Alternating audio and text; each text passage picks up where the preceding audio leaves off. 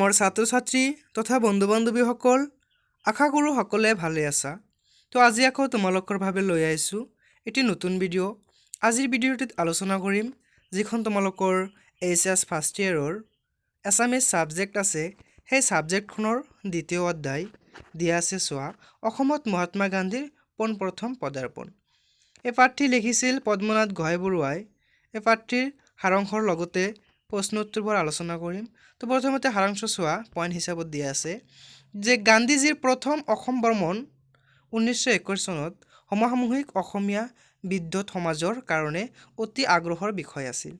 মহাত্মা গান্ধীয়ে প্ৰথমবাৰৰ বাবে অসমলৈ আহিছিল 1921 চনত আৰু তেওঁ অতিকে আগ্ৰহ মনেৰে অসমলৈ আহিছিল। তাৰপিছত চোৱা পদ্মনাথ গোহাঁই বৰুৱা হ'ল 1917 চনত স্থাপিত হোৱা অসম সাহিত্য সভাৰ প্ৰথম সভাপতি। তো 1917 চনত যি অসম সাহিত্য সভা স্থাপন কৰা হৈছিল তাৰে পদ্মনাথ গোহাঁই বৰুৱাই আছিল প্ৰথম সভাপতি। তাৰপিছত চোৱা গোহাঁই বৰুৱাৰ কৰ্মৰাজিত সন্তুষ্ট হৈ সেই সময়ৰ ভাৰত চৰকাৰে তেওঁক ৰায়চাহাব খিতাপেৰে বিভূষিত কৰিছিল। তাৰপিছত চোৱা পাঠটি লেখকৰ মোৰ সৱৰণী গ্ৰন্থৰ পৰা লোৱা হৈছে যে মহাত্মা গান্ধীৰ অসমত মহাত্মা গান্ধীৰ পোনপ্ৰথম পদাৰ্পণ। এই পাঠটি কি কৰা হৈছে লেখকৰ অৰ্থাৎ পদ্মনাথ গোহাঁই বৰুৱাৰ মোৰ সৱৰণীৰ গ্ৰন্থৰ পৰা লোৱা হৈছে। তাৰপিছত চোৱা দক্ষিণ আফ্ৰিকাবাসী ভাৰত সন্তানৰ দুখ নিৰ্যাতন মোচন আৰু অভিযোগ নিৰাকৰণৰ অৰ্থে গান্ধীজীৰ অসাধাৰণ কাৰ্যকলাপ আৰু কৃতিত্বৰ বিষয়ে পঢ়ি শুনি তেখেতৰ প্ৰতি লেখকৰ অন্তৰত শ্ৰদ্ধা ভক্তিৰ ভাৱ জাগ্ৰত হৈছিল।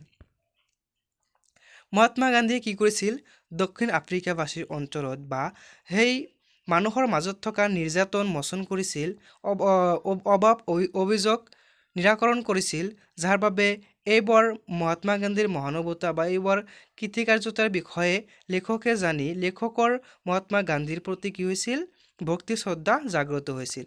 তাৰপিছত চোৱা মহাত্মা গান্ধীয়ে দেশলৈ ঘূৰি আহি পৰাধীন স্বজাতি ভাৰতবাসীৰ উদ্ধাৰৰ অৰ্থে বিবিধ বিষয়ক নৈতিক দৈহিক সামাজিক ৰাজনৈতিক দেশহিতকৰ কাৰ্যত আত্মনিয়োগ কৰিছিল বা কৰে।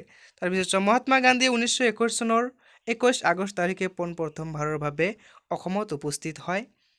সেই দিনাখন গধূলি গান্ধীজীক থাকিবলৈ দিয়া আগৰৱালা পকীকুটিৰ সন্মুখত থকা ঘাঁহনি চোতালত দলিচা 17 ত্ৰিপাল নাগাটাৰী পাৰি মজলিছ বৈঠক পতা হ'ল। সেই বক্তৃতাত গান্ধীজীয়ে স্বৰাজ আৰু অসহযোগিতা ন কপাৰেশ্যন এটি জটিল বিষয় দুটা বিদেশলৈ বুজাই দিয়ে। তেজপুৰত এই দুই বিষয়ক সেয়ে পোনপ্ৰথম বক্তৃতা। তো কথাখিনি তোমালোকে যদিও বুজি পোৱা নাই, তোমালোকক যেতিয়া বৰ্ড কোৱেশ্যনবোৰ আলোচনা কৰিম তোমালোকে ভালকৈ বুজি পাবা। মহাত্মা গান্ধীয়ে অসমলৈ আহিছিল পোনপ্ৰথমবাৰৰ বাবে 1921 চনৰ 21 আগষ্ট তাৰিখে। তেখেতৰ বিষয়ে লেখক পদ্মনাথ গোহাঁই বৰুৱাই আগৰে পৰাই ভালেমান জ্ঞান অৰ্জন কৰিছিল। তেখেতে দক্ষিণ আফ্ৰিকাত গৈ তাত থকা মানুহৰ নিৰ্যাতন মোচন অভিযোগ মোচন কৰিছিল আৰু তেওঁ বহুতো ধৰণৰ কাৰ্যকলাপ কৰি মানুহক সন্তুষ্ট কৰিছিল। তাৰ বিষয়ে জানি লেখকৰ মহাত্মা গান্ধীৰ প্ৰতি এক ভাল ধাৰণা জন্মিছিল। তো তাৰপিছত চোৱা এতিয়া আমি প্ৰশ্ন উত্তৰত যাম। আকৌ চোৱা ইয়াত দিয়া আছে যে এই অধ্যায়টিৰ পৰা যোৱা 10 বছৰত অহা সৰু ডাঙৰ প্ৰশ্ন উত্তৰ। 1 নম্বৰ প্ৰশ্নটো চোৱা সূতা ঘৰত কটা নহয় দোকানৰ পৰা কিনি আনি ঘৰত বোৱা কাপোৰহে কথাষাৰ কোনে কাৰ আগত কৈছিল।